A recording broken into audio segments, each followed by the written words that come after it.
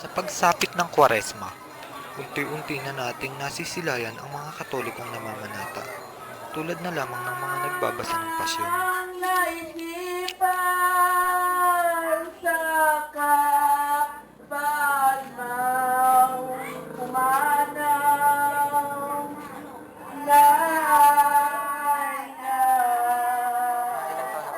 Taon-taon po.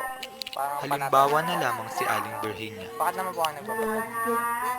Bakit po kayo nagbabasa ng pasyon? Panata. Taon-taong nagbabasa ng pasyon si Aling Virginia bilang kanyang panata. Ito ay ginagawa niya upang mabawasan daw ang kanyang mga kasalanan. Kapag may tumataan. Mga ilang oras po sa isang araw kayo magdamagan po kayo nagbabasa ng pasyon. Ngunit ang iyong kasama ni ating Magdamagan. Paano po yun? Hindi po ba kayo napupuyat? Ganun po. Sanay na. Sanay na po. Sa panata niyo. Pero Yung sa panata niyo po. Kailan po kayo nagsimula na mamanata na bumasa ng pasyon? yung may edad Mga nagkaedad na po kayo. Pero deboto po talaga kayo no?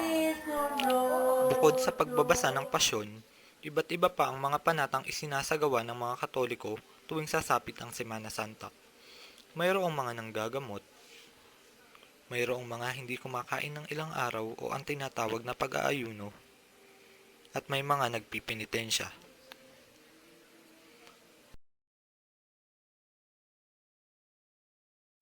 Ito ay kuha nung nakarang taon sa Malolos, Bulacan, kung saan makikita natin ang mga namamanata na duguan sa kanilang panata.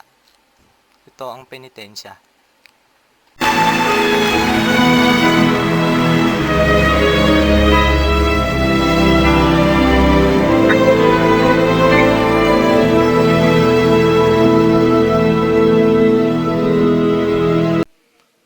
Ang ilan pa nga sa kanila ay nagpapapako sa krus.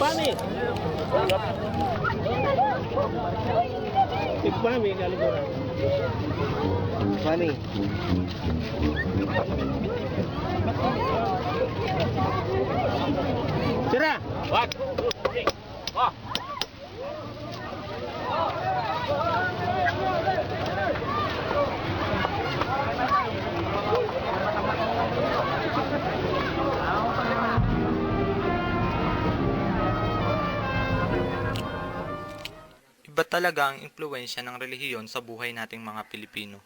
Nakakaya nating magtiis ng gutom o sakta ng katawan, masunod lamang natin ang ating mga panata.